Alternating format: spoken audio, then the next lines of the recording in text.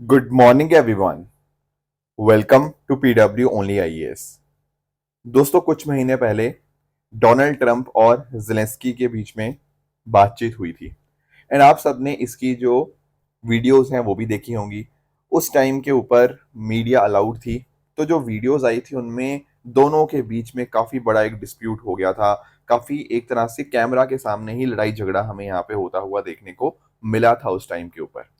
पर अब पिछले कुछ दिनों से कोशिश ये करी जा रही है कि जितने भी पार्टिसिपेंट्स हैं, जो अलग-अलग स्टेक होल्डर्स हैं रशिया यूक्रेन क्राइसिस के अंदर, उनके साथ बातचीत करके इस युद्ध को रुकवाया जा पाए। तो दोस्तों पिछले दिनों में डोनाल्ड ट्रंप की बातचीत हुई थी पुतिन से, अब यहाँ पर वो ज़ेलेंस्की एंड साथ ही साथ कुछ और यूरोपियन यूनियन के लिए जो लीडर्स हैं, उनके साथ वो मिले।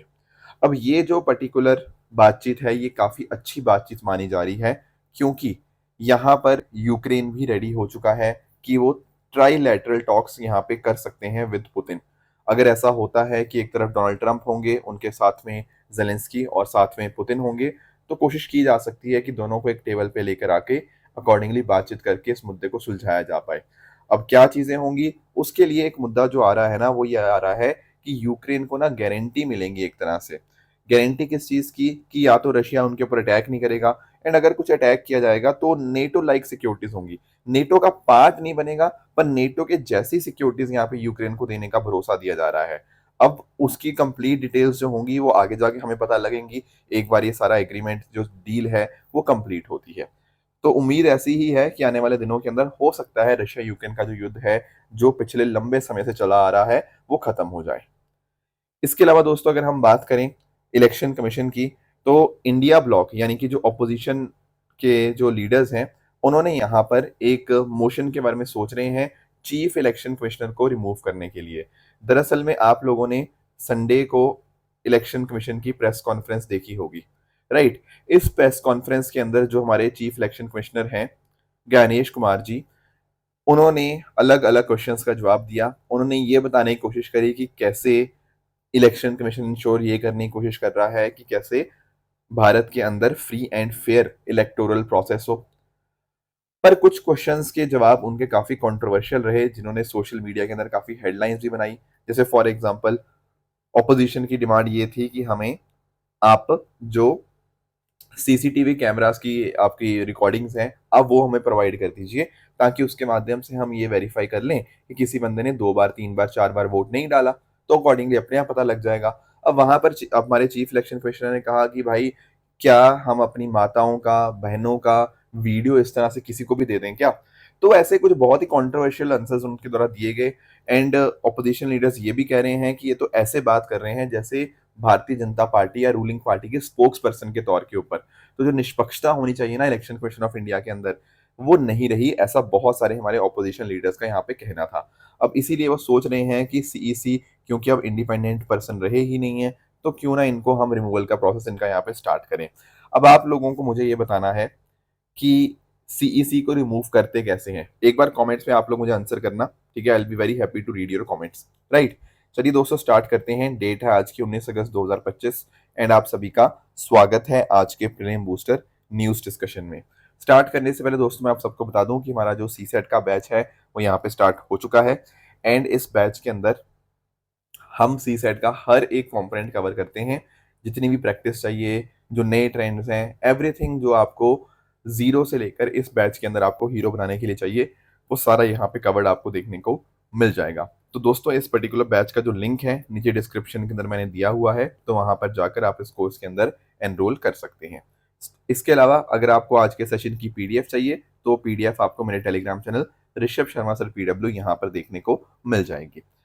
पहला जो टॉपिक हमें डिस्कस करना है ना, वो है ज्योतिबा फूले जी के रिगार्डिंग। दोस्तों प्रधानमंत्री मोदी जी ने अपने इंडिपेंडेंस डे के एड्रेस में भी और पहले भी बोला कि 200th बर्थ एनिवर्सरी सेलिब्रेशन हम यहाँ पे अनाउंस कर रहे हैं ऑफ महात्मा ज्योतिबा फूले जी। एक्चुअल में ज्योतिबा फूले जी का जन्म था 1827 में पुणे महाराष्ट्र के अंदर हुआ। एक माली माली मतलब जो गार्डनर कास्ट होती है उसके अंदर यहाँ पे इनका जन्म हुआ, इस कास्ट के अंदर। अब आप नोटिस कर पाएंगे कि इनकी शादी होती है सावित्रीबाई फूले जी के साथ इन 1840। केवल और केवल 13 साल की इनकी उम्र होती है एंड सावित्रीबाई फूले जी भी बहुत बड़े सोशल रिफॉर्मर के तौर पे आती हैं and she also became India's first female teacher. Right. बाकी दोस्तों इसके बात करें ज्योतिबा फुले जी की, तो इन्होंने यहाँ पे Scottish mission high school Pune के अंदर यहाँ पे पढ़ाई करी, वहाँ से 1847 में ग्रेजुएट होते हैं। अब यहाँ पे ना आप नोटिस कर पाओगे इनके दिमाग में बहुत सारे अलग-अलग थॉट्स आते हैं, plus at the same time इन्होंने बहुत सारी बुक्स पढ़ी, जैसे थॉमस पेन जी के बारे में इन्होंने पढ़ा, जॉन स्टुअर्ट मिल के जो आइडियाज़ थे उनको पढ़ा, राइट? एंड उससे कहीं न कहीं इन्होंने यहाँ पे नए-नए इनके दिमाग में रैशनैलिटी का जो भाव था वो आने लग गया। अकॉर्डिंगली 1848 के अंदर एक बहुत बड़ी घटना होती है, जब अपने एक दोस्त की शादी में वो जाते हैं जो कि एक ब्राह्मण होता है, वहाँ पर इनको कास्ट डिस्क्रिमिनेशन फेस करनी पड़ती है। तो ये क्लियरली रियलाइज़ करते हैं कि भारत देश के अंदर कास्ट के बेसिस के ऊपर अलग-अलग लोगों के साथ डिस्क्रिमिनेट किया जा रहा है, एंड वहीं से शुरुआत हो जाती है उनकी कुछ बदलाव लाने की हमारी सोसाइटी के अंदर। तो इनकी कोशिश यही थी कि ऐसी सोसाइटी बनाई जाए जहाँ कास्ट का बेसिस पे एक्सप्लॉइटेशन ना हो, महिलाओं के साथ डिस्क्रिमिनेशन ना हो, at the same time focus था रैशनैलिटी के ऊपर, कि हम ऐसे रूढ़िवादी चीज़ें यहाँ पे ना माने, ठीक है? सुपरस्टिशंस वगैरह, ब्राह्मणिक ऑर्थोडॉक्सी, उसके अगेंस्ट इन्होंने आवाज़ उठाई एंड रैशनलिज्म का इन्होंने रास्ता यहाँ पे अपनाया। इन्होंने सभी इंडिविजुअल्स के राइट्स को डिफेंड करने की बात करी, सभी की डिग्निटी की बात करी। 1888 के अंदर सोशल एक्टिविस्ट विट्ठलराव कृष्णाजी वांडेकर, इन्होंने यहाँ पे इनको महात्मा का यहाँ पे टाइटल दिया। इनके कॉन्ट्रीब्यूशंस की बात करें दोस्तों, तो पहला गर्ल्स स्कूल 1848 के अंदर खोला गया with help of Savitribai Phule जी, जो कि इंडिया का पहला स्कूल था फॉर गर्ल्स इन पुणे। इसके अलावा दलित्स के लिए, बैकवर्ड क्लास के लिए उन्होंने स्कूल्स खोले। नाइट स्कूल ओपन किए कि अगर मान लो कोई दिन में काम करना चाह रहा है, कोई वर्कर है, कोई वर्किंग वुमन है, फार्मर है, वो रात के समय पढ़ पाएँ, तो 1855 में वो भी ओपन किया गया। एंड इनकी कोशिश यही थी कि भाई एजुकेशन देंगे, कहीं न कहीं वहीं से आप आगे ज़िंदगी में बढ़ पाएँगे। महिलाओं के एम्पावरमेंट के लिए इन्होंने काम किया, जैसे फॉर एग्ज़ाम्पल विडो रीमैरिज के ऊपर इन्होंने ध्यान दिया, plus at the same time anti infanticide centres establish किए गए, क्योंकि बहुत बार ऐसा होता था कि बच्चियों को गर्भ में ही मार दिया जाता था, राइट? एंड इसके अलावा अगर हम बात करें तो 1873 के अंदर इन्होंने सत्य शोधक समाज या सोसाइटी ऑफ ट्रुथ सीकर यहाँ पे फाउंड करा, जहाँ पर यही सारे आइडियाज़ को प्रमोट किया गया। कुछ इंटरेस्टिंग बातें जो आपको पता होनी चाहिए ना, कि इन्होंने बाल गंगाधर तिलक और विष्णु शास्त्री चिपलुंकर, इनको यहाँ पे अपोज किया, क्योंकि एक्चुअल में ज्योतिबा फुले जी ये मानते थे कि ब्रिटिशर्स ना कुछ रिफॉर्म्स लेकर आ रहे हैं हमारी सोसाइटी के अंदर, जिससे दलित्स और वुमेन को कुछ एक्स्ट्रा बेनिफिट दिए जा रहे हैं। तो एक्चुअल में यहाँ पर इस पर्टिकुलर मुद्दे के ऊपर ज्योतिबा फुले ब्रिटिशर्स के साथ खड़े थे, एंड बाल गंगाधर तिलक और विष्णु शास्त्री जी को यहाँ पे इन्होंने अपोज भी किया। इनफैक्ट अगर हम बात करें ना 1857 की क्रांति की, तो यहाँ पर इनको ये भी पसंद नहीं आया 1857 का रिवोल्ट। इन्होंने ऐसा माना कि ये पर्टिकुलर रिवोल्ट के अंदर केवल और केवल अपर कास्ट का पार्टिसिपेशन था, क्योंकि अपर कास्ट चाहती थी कि हमारा ब्राह्मणिकन रूल हो, ये ब्रिटिशर्स का रूल कहाँ से आ चुका है। तो इन्होंने 1857 को भी इस तरह से आपका क्रिटिसाइज किया। एग्रीकल्चर के अंदर भी इन्होंने काम किया, बहुत सारे ये चाहते थे एग्रीकल्चर रिफॉर्म्स, ताकि शूद्रा पीसेंट जो है ना हमारे, जो दलित्स हैं, उनकी यहाँ पे मदद करी जा पाए। तो डैम्स बनने चाहिए और इस तरह से चीज़ें हमें यहाँ पे बननी चाहिए। अब इनके कॉन्ट्रीब्यूशंस की बात करें, लिटरेरी कॉन्ट्रीब्यूशंस की, तो इनकी एक बहुत फेमस बुक है, दैट इज गुलामगिरी, ठीक है? 1873 के अंदर आती है, जो उन्होंने डेडिकेट करी थी to the African American freedom fighters.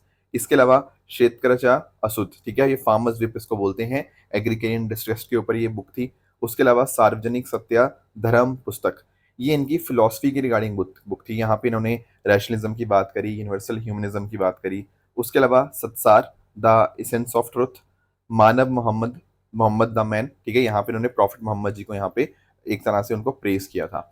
इसके अलावा कुछ और काम, तृतीय रत्न हो गया, पवाडा, छत्रपति शिवाजी राजे, अ, भोसले, यांचा, ठीक है? उसके अलावा त्रिच भशन, ठीक है? ये कुछ इंपॉर्टेंट इनके वर्क्स रहे हैं। एंड इसके अलावा जो ऑर्गेनाइजेशन के साथ ये लिंक रहे, वो तो सत्यशोधक समाज तो था ही था। उसके अलावा दीन बंधु न्यूज़पेपर, एंड आप नोटिस कर पाओगे छत्रपति शाहू महाराज जी ने इनको यहाँ पे सपोर्ट किया, and in fact doctor B R Ambedkar ji इनसे काफ़ी ज़्यादा इंस्पायर्ड थे। तो ये कुछ बातें थी इनके रिगार्डिंग जो आपको पता होनी चाहिए। बाकी इनको आज के समय हम लोग father of Indian social revolution के नाम से भी जानते हैं, एंड इन्होंने ही पहली बार दलित जो वर्ड है ना, वो इस्तेमाल करना स्टार्ट किया था हमारी ओप्रेस्ड कास्ट के लिए।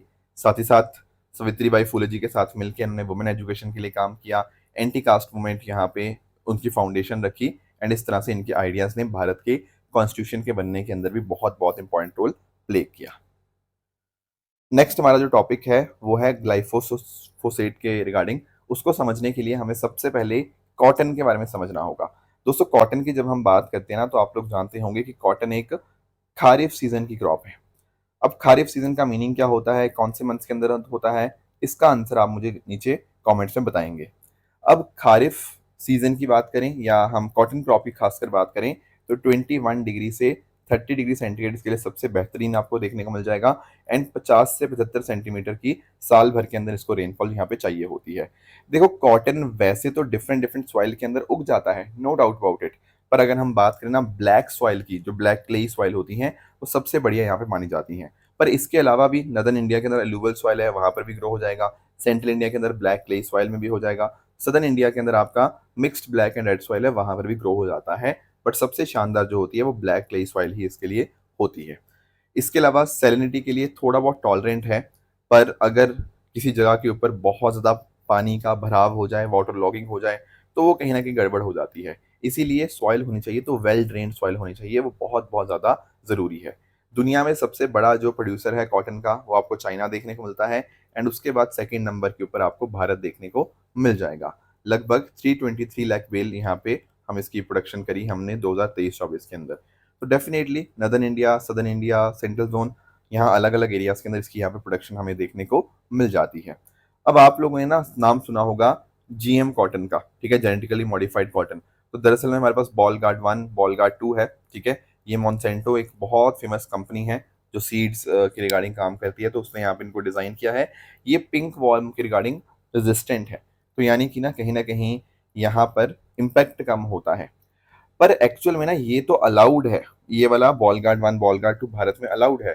पर बहुत सारे अनऑथराइज्ड वेरिएंट्स भी मार्केट में चलते रहते हैं या बेचे जाते हैं।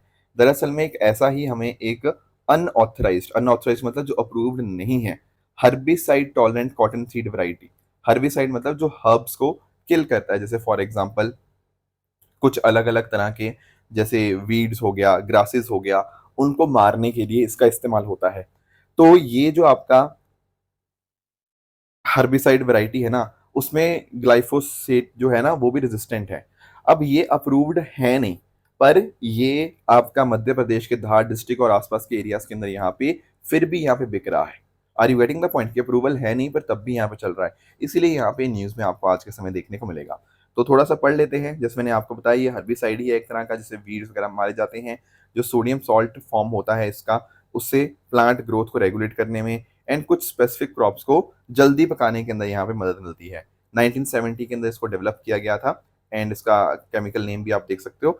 बट आपको जो इंपॉर्टेंट बात ध्यान रखनी है वो यही है कि ये एक असेंशियल प्लांट एंजाइम को ब्लॉक करता है, जिसकी वजह से आपकी वीड्स और ग्रासेस की ग्रोथ जो होती है वो एक तरह से कम हो जाती है।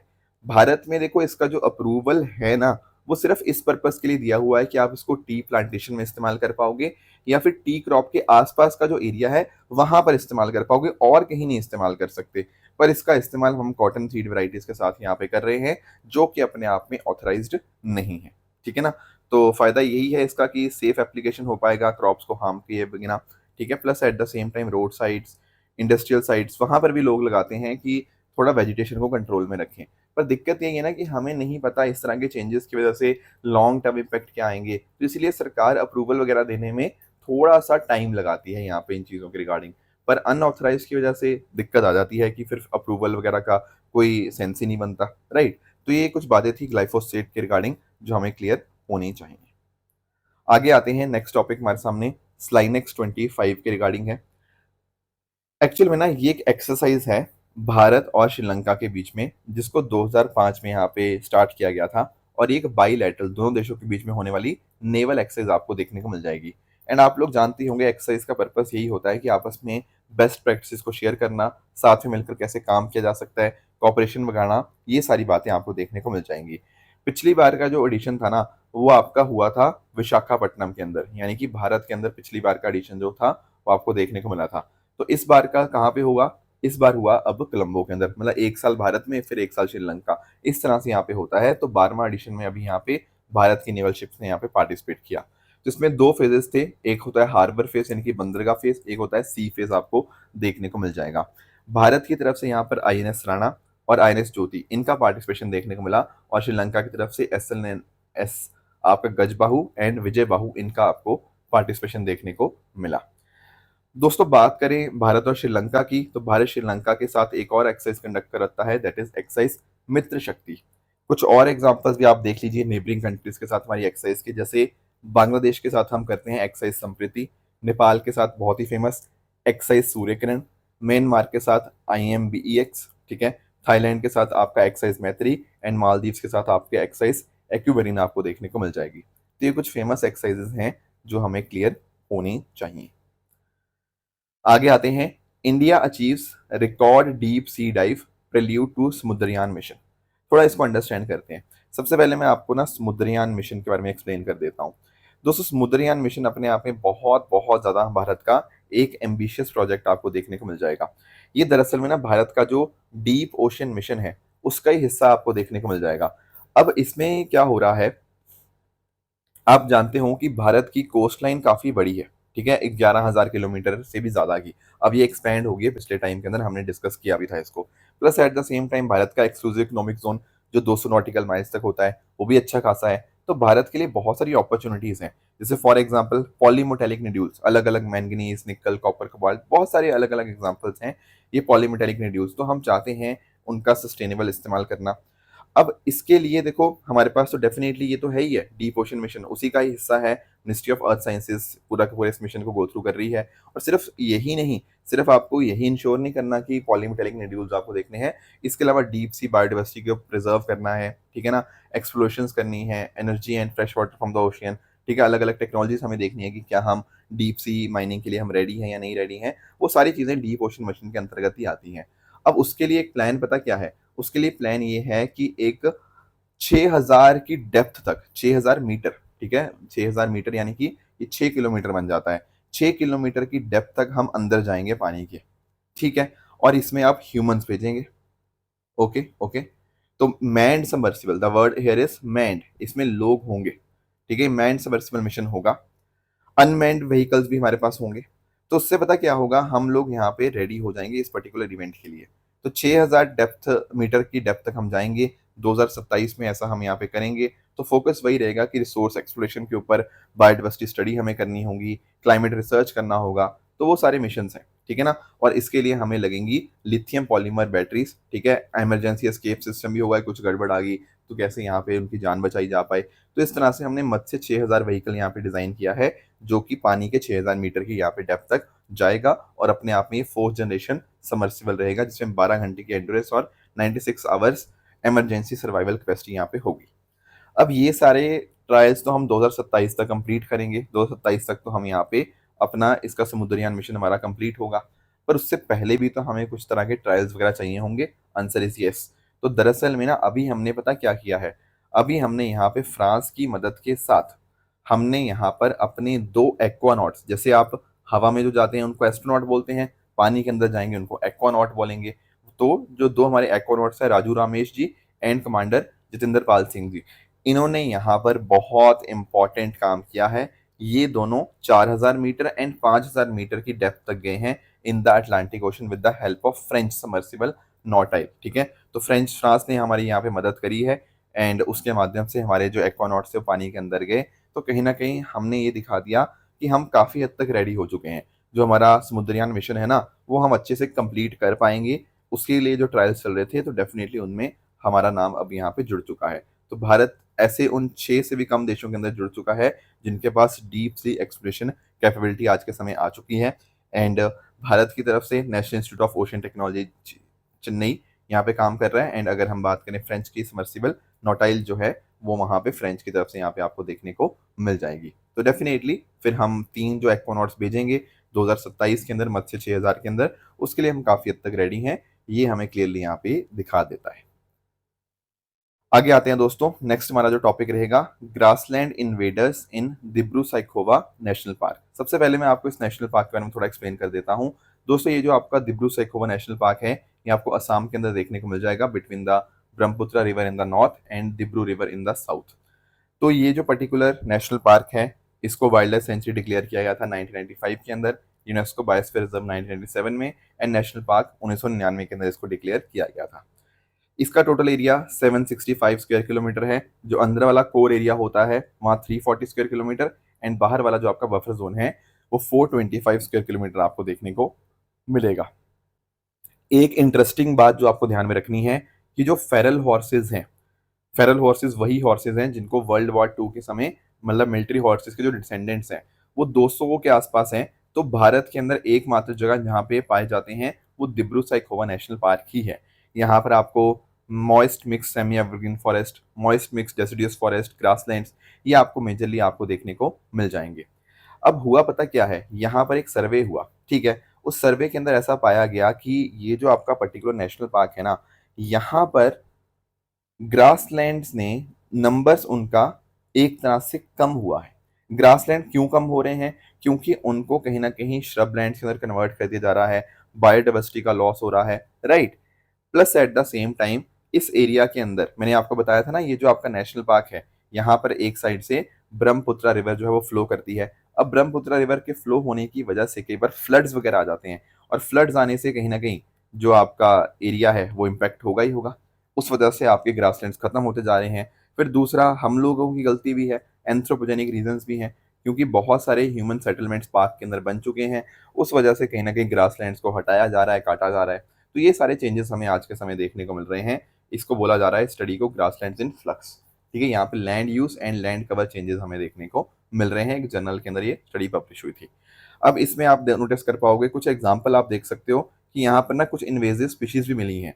देखो इन पे ना क्वेश्चन अगर बनेगा प्रीलिम्स के अंदर तो बस नाम से पूछ सकता है। वो बोलेगा क्रोमोलेना ऑडोरेटा, ये है क्या, क्या न्यूज में था ये, या फिर एजरेटम कॉन्जॉइड्स, ठीक है। ये कुछ नाम है, ये सारे इन्वेजिव स्पीशीज के यहाँ पे नाम है जो कहीं ना कहीं हमारे स्ट्रक्चर को यहाँ पे इम्पैक्ट कर रहे हैं। बाकी आप नोटिस कर सकते हो ग्रासलैंड्स कम हुए हैं, श्रबलैंड्स एक्सपैंड हुए हैं, डिग्रेडेड फॉरेस्ट जो हैं वो बढ़ गए हैं। तो अपने आप में थोड़ी चिंता का विषय तो है ही है। क्लाइमेट चेंज का भी इम्पैक्ट आ रहा है, बायोडाइवर्सिटी भी यहाँ पे लॉस हो रही है, और बंगाल फ्लेरिकन हो गया, इसके अलावा हॉक डियर, स्वैम्प ग्रास पैबलर, इन सब की स्पीशीज को भी इम्पैक्ट आएगा, क्योंकि जब आप डिस्ट्रॉय ही कर दोगे आपके ग्रासलैंड वगैरह को तो इनके ऊपर तो इम्पैक्ट आना ही आना है। तो कंजर्वेशन करने के लिए कुछ इंपॉर्टेंट काम चाहिए, जैसे for example grassland recovery project हमारा यहाँ पे चल रहा है। Plus at the same time हम जो फॉरेस्ट विलेजेस है ना उनको रीलोकेट कर रहे हैं, क्योंकि मैंने आपको बताया ना कि एंथ्रोपोजेनिक रीजंस की वजह से भी यहाँ पे ग्रासलैंड्स का डिक्लाइन है। तो उसके लिए जो विलेजेस वगैरह हैं उनको दूसरी जगह पे शिफ्ट किया जा रहा है, और लोगों के साथ मिलकर, कम्युनिटी के साथ मिलकर कैसे इसको कंजर्व किया जा पाए उसके ऊपर भी यहाँ पे ध्यान दिया जा रहा है, ठीक है। तो ये थी दिब्रू साइखोवा नेशनल पार्क के रिगार्डिंग इन्फॉर्मेशन जो हमें क्लियर होनी चाहिए। दोस्तों यहाँ पर आपके सामने कुछ ट्रू एंड फॉल्स स्टेटमेंट्स हैं, इनको आप पढ़िएगा, बताइएगा इनमें से कौन सा सही है एंड कौन सा गलत है। इसके अलावा दोस्तों कल जो मैंने आपको होमवर्क दिया था ना, एक था आर्कटिक रेनडियर के रिगार्डिंग। तो दोस्तों इसका जो IUCN स्टेटस है वो आपको वल्नरेबल देखने को मिलता है, ना कि इंडेंजर्ड।